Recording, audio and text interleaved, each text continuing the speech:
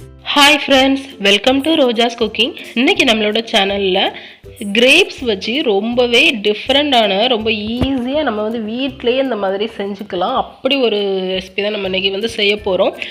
Homemade black raisins தான் செய்ய போகிறேன். ரொம்ப சூப்பராக ரொம்ப ஈஸியாக செஞ்சு முடிச்சிடலாம். வாங்க இது எப்படி செய்யலாம்னு வீடியோக்குள்ள போய் பார்க்கலாம்.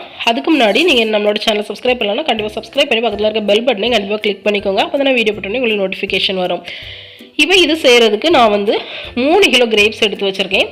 அதுக்கப்புறமா கொஞ்சமாக தண்ணி கொதிக்க வச்சுருக்கேன். இது நம்ம கொதிக்க வச்சுக்கலாம். இப்போ நான் இந்த பழத்தை நல்லா கழுவி எடுத்துக்க போகிறேன்.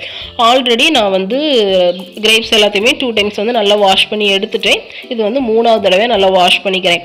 நிறைய பேர் சோடா உப்புலாம் போட்டு இதை நல்லா வாஷ் பண்ணுவாங்க.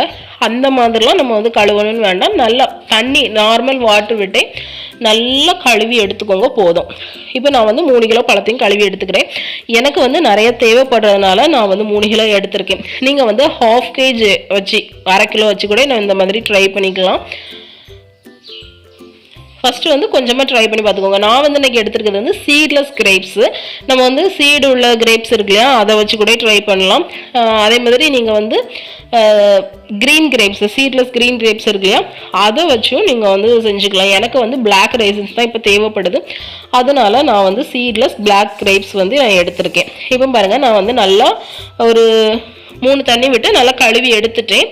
இதில் நம்ம அந்த ஃப்ரெஷ்ஷான பழம் மட்டும் எடுத்துக்கோங்க. அந்த இல்லை சில டைப் பழம் நல்லா பாதியாக கட்டாகி அதே மாதிரி அழுகின பழங்கள்லாம் இருந்ததுன்னா அதை ரிமூவ் பண்ணிக்கோங்க.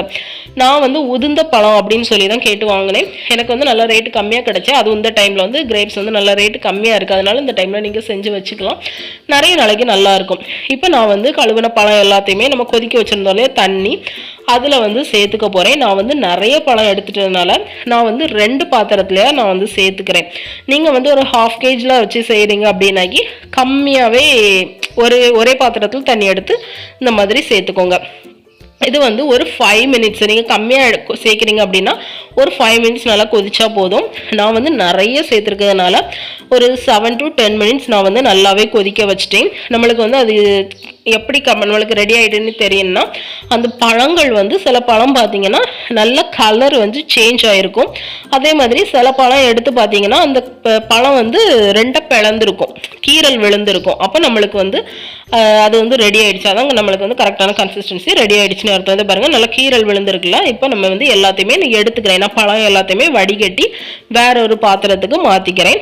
உங்களுக்கு தண்ணி அவ்வளோ பழத்தில் உள்ள அவ்வளோ தண்ணி வேஸ்ட் ஆகுதுன்னா போகுது. தண்ணி கொதிக்கும் போது பார்த்தீங்கன்னா நல்ல கலர் அந்த தண்ணியில் இறங்கியிருக்கும். அப்போ வேஸ்ட்டாக போகுதுன்னு நினச்சிங்கன்னா நீங்கள் இதை ஸ்டீம் பண்ணி கூட எடுத்துக்கலாம். இட்லி பாத்திரத்தில் ஸ்டீம் பிளேட்டில் வச்சு ஸ்டீம் பண்ணி எடுத்துக்கலாம். நிறைய வைக்காமல் கொஞ்சம் கொஞ்சமாக வச்சு ஒரு 3 to 4 மினிட்ஸ் அந்த மாதிரி ஸ்டீம் பண்ணி எடுத்துக்கலாம். அதுக்கும் இதே கன்சிஸ்டன்சி தான். அந்த பழம் கலர் சேஞ்ச் ஆகியிருக்கும், அதே மாதிரி கீரல் விழுந்திருக்கும், அப்படின்லாம் லைட்டாக சப்பின மாதிரி இருக்கும். அதுதான் கன்சிஸ்டன்சி. இப்போ நான் எல்லா பழத்தையுமே நல்லா வடிகட்டி எடுத்துட்டேன். இது லைட்டாக ஆறட்டும். இது பாருங்கள், உங்களுக்கு நல்லா தெரியுதுல்ல, அது கீரல் விழுந்திருக்கிறது. இதுக்கு டிஃப்ரெண்ட் நல்லாவே டிஃப்ரெண்ட் தெரியும். நம்ம நார்மலாக பழம் சேர்த்ததுக்கும் இப்போ இருக்கிறதுக்கும் உங்களுக்கு பார்க்கும்போதே நல்லா டிஃப்ரெண்ட் தெரியும். இப்போவே அந்த பழம் எடுத்திங்கன்னா நல்லா சாஃப்டாக இருக்கும். கையில் எடுக்கும்போது டிஃப்ரெண்ட் பாருங்கள். நம்ம வேக வச்ச பழம் எந்த அளவுக்கு கலர் சேஞ்ச் ஆகி இருக்குன்னு ஒரிஜினல் பழத்துக்கும் அதுக்கும் டிஃப்ரெண்ட் பார்த்தாலே தெரியுதுல்ல. இது நல்ல கலர் சேஞ்ச் ஆகி நம்ம வேக வச்ச பழத்தை பார்த்தீங்கன்னா அவ்வளோ ஒரு சாஃப்டாக இருக்கும். இதுதான் நம்மளுக்கு கன்சிஸ்டன்சி. இப்போ இது நல்லா ஆறுனதுக்கப்புறமா இதை நான் காய வச்சுக்க போகிறேன். நான் நல்லா மாடியில் வெயிலில் ஒரு காட்டன் கிளாத் போட்டு அதில் காய வச்சுக்கிறேன். நல்லா மொத்தமாக போடாமல் கொஞ்சம் நல்லா விரித்து போடுங்க. அப்போ நம்மளுக்கு காயறது ஈஸியாக இருக்கும். நல்லா வெயில் அடிச்சுன்னா நம்மளுக்கு ஒரே நாளில் காஞ்சிரும். நீங்கள் மாடியில் காய போட முடியாது அப்படின்னா ஜன்னல் பக்கத்தில் அந்த சூரிய வெளிச்சம் வீட்டுக்குள்ள படலாம், அந்த இடத்துல நீங்கள் காய வச்சுக்கோங்க. அப்படி இல்லைன்னா கேஸ் அடுப்புக்கு கீழே கூட நீங்கள் காய வச்சுக்கலாம். அந்த வெக்கையில் அது காயும். வெளியே காய வச்சிங்கன்னா நம்மளுக்கு நல்லா வெயில் அடிக்கிற அந்த டைமில் நல்லா வெயில் அடிக்கிறதுனால ஒரே நாளில் நம்மளுக்கு நல்லா காஞ்சிடும். இப்போ நான் நல்லா எல்லாமே நல்லா பரத்தி போட்டுக்கோங்க. நீங்கள் ஒவ்வொன்றா அடுக்கி வச்சாலும் சரி, ஆனால் நல்லா பரத்தி போட்டுக்கோங்க. ஒன்றுக்கு மேலே ஒன்றும் இல்லாமல் பார்த்துக்கோங்க. இப்போ 1 டே கழித்து நான் உங்களுக்கு காட்டுறேன் பாருங்கள். இப்போ நான் காய வச்சு ஒரு நாள் கழித்து நான் உங்களுக்கு காட்டிகிட்டு இருக்கிறேன். நல்லாவே காஞ்சிருக்கு. ஒரு 50 to 70% நல்லா காஞ்சிடுச்சு. இன்னும் இதை நான் ஒரு 2 டேஸ் காய வைக்க போகிறேன். மொத்தம் நான் 3 டேஸ் நல்லா காய வச்சு எடுத்துக்க போகிறேன். அப்போ நம்மளுக்கு நல்லாவே கடையில் கிடைக்கிற மாதிரி நம்மளுக்கு காஞ்சி வந்துடும். இப்போ நல்லா காஞ்சிட்டு இன்னும் கொஞ்சம் காயாமல் இருக்குது. ஸோ நான் ஒரு 3 நாள் கழித்து வந்து நான் உங்களுக்கு காட்டுறேன். இப்போ வந்து நல்லா 3 நாள் ஆயிருக்கு. நான் மொத்தமாக காய வச்சு 3 நாள் ஆயிருக்கு. பாருங்கள் எந்த அளவுக்கு நம்மளுக்கு வந்து ரைசன்ஸ் வந்து கிடச்சிருக்குன்ட்டு. நம்மளுக்கு கடையில் கிடைக்கிற மாதிரி அப்படி ஒரு பெர்ஃபெக்டான ரைசன்ஸ் கிடச்சிருக்கு. இதை வந்து நீங்கள் நல்ல ஏர்டைட்டான பாக்ஸில் போட்டு ஃப்ரிட்ஜில் வந்து ஸ்டோர் பண்ணி வச்சுக்கலாம். உங்களுக்கு வந்து கெட்டு போயிருமோ ஆகாமல் போயிருமோன்னு நினச்சிங்கன்னா ஒன்றுமே பிரச்சனை இல்லை.